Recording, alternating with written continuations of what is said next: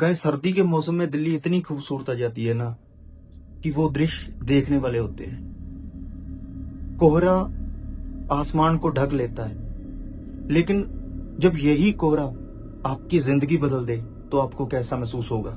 आज की कहानी गाबिन और उसके दोस्तों की है, जिनके साथ कोहरे में कुछ ऐसा हुआ जिसके बाद उनकी लाइफ बिल्कुल ही चेंज हो गई। उनको कोहरे से डर लगने लगा, इवन कि उन कोहरा नाम से भी उनको डर लगता था, वो कांप जाते थे। गाबिन और उसके दोस्त दिल्ली के बढ़ते हुए प्रदूषण से परेशान थे और उन्होंने कोई ट्रिप प्लान किया। उन्होंने सोचा कहीं पहाड़ों में जाके कुछ दिन बिताए जाएं। वो हिमाचल जाने का डिसाइड करते हैं। ऑफिस के बाद वो कैब बुक करते हैं सुबह 4 बजे और हिमाचल की तरफ जाने के लिए निकलते हैं। सभी अपना सामान पैक करते हैं। गाड़ी आ जाती है सुबह 4 बजे और सामान रखते हैं और हिमाचल की तरफ निकल लेते हैं। कैब का जो ड्राइवर था ना, वो भी बहुत हंसमुख था। इतना अच्छा इंसान था कि वो कुछ ही मिनट में गाबिन और उसके दोस्तों के साथ उसकी इतनी अच्छी बातचीत हो गई, इतनी अच्छी गहरी दोस्ती हो गई कि ऐसे लगता था कि वो भी उनके ही ग्रुप का मेंबर हो। सभी बातें करते हुए हिमाचल की तरफ निकल लेते हैं। रास्ते में जब वो बातें करते हैं, बहुत सी ऐसी हंसी खुशी की बातें होती हैं, लेकिन अचानक से ड्राइवर का जो चेहरा है ना, वो चेंज हो जाता है। जो पहले 1 मिनट पहले हंस रहा था, इतना खिलखिला के हंस रहा था, अच्छी बातें कर रहा था, खुशी खुशी ड्राइविंग कर रहा था, अब उसका चेहरा उदास हो गया था। ऐसे लगता था कि जैसे उसने कुछ ऐसा देख लिया जिससे वो अंदर से कांप गया था। गाबिन सामने देखता है और देखता है कि बहुत ज्यादा कोहरा सामने रोड पे है। उसको लगा कि शायद ये ड्राइवर उस कोहरे से ही डर रहा है, इसने कभी पहले कोहरे में गाड़ी नहीं चलाई। तो वो गाबिन से बोलता है कि डरो मत, तुम धीरे धीरे गाड़ी चलाओ, हम आसानी से उस कोहरे से निकल जाएंगे। लेकिन ड्राइवर मानो कुछ बात को छुपा रहा था, उसको सब पता था, तभी वो इसलिए डरा हुआ था, अंदर से कांप रहा था वो। गाबिन फिर उसको बोलता है कि तुम घबराओ मत, धीरे धीरे गाड़ी चलाओ, कोहरे से हम निकल जाएंगे। तभी ड्राइवर आगे से बोलता है, भाई ये कोई कोहरा आम नहीं है, जहां पर ये कोहरा अब पड़ रहा है, कभी भी यहां पर कोहरा नहीं पड़ता। ये ऐसी जगह है जहां पर पहले कभी भी कोहरा नहीं पड़ता, तो आज कैसे हो सकता है। मैंने इसके बारे में पहले भी सुना है, जहां ये कोहरा पड़ता है वहां कोई छलावा होता है, कोई झूठ, फ्रेब, कोई ऐसी आत्मा जो आपको वश में कर लेती है। गाबिन हंसने लगता है, उसके दोस्त भी उसके साथ हंसने लगते हैं। उनको ऐसे लग रहा था कि ये हमारे साथ कोई बदा मजाक कर रहा है, वो सीरियस नहीं लेते।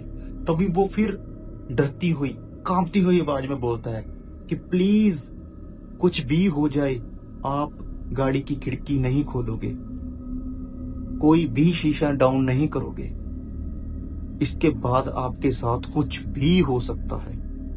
लेकिन कोई भी उसकी बात पे विश्वास नहीं करता। इतनी बातें करते करते वो कोहरे में एंटर कर जाते हैं। किसी को आभास नहीं था, किसी ने सपने में भी इमेजिन नहीं किया था कि इतना ज्यादा कोहरा उनको देखने को मिलेगा।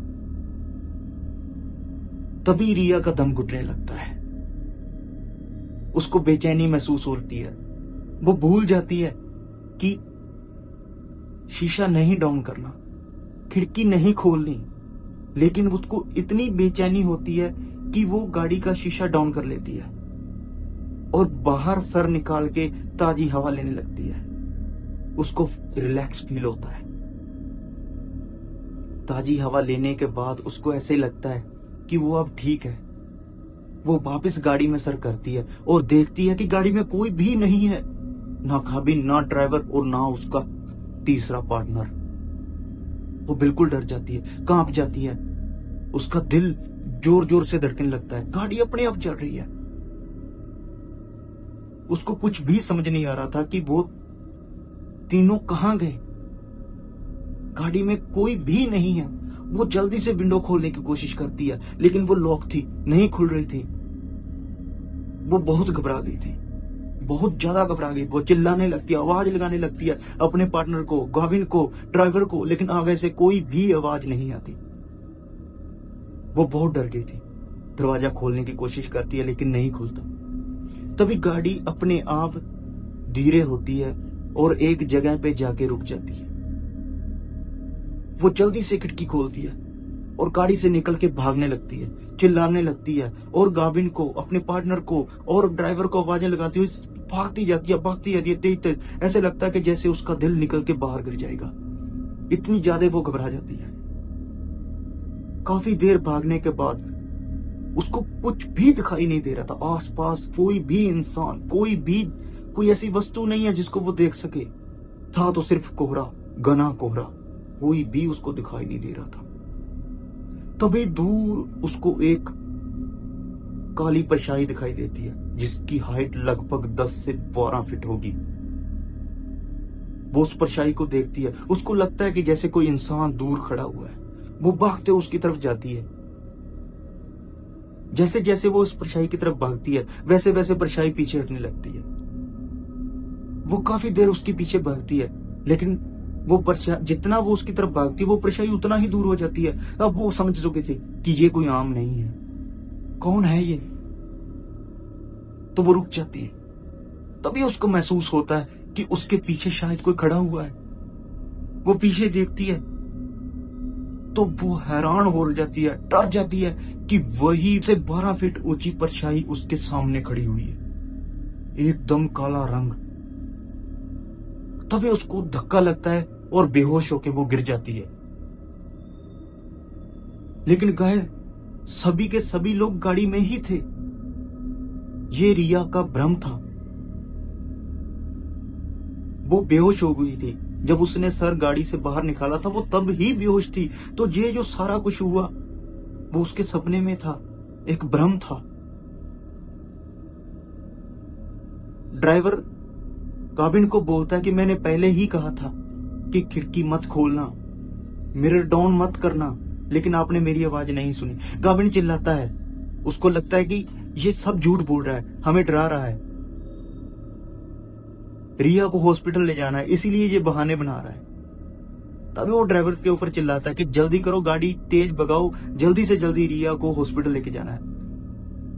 ड्राइवर जल्दी से गाड़ी में बैठता और जल्दी जल्दी गाड़ी को भगाता है। गाड़ी 80, 90, 100 जल्दी से पूरी स्पीड में ड्राइवर गाड़ी को भगाता है।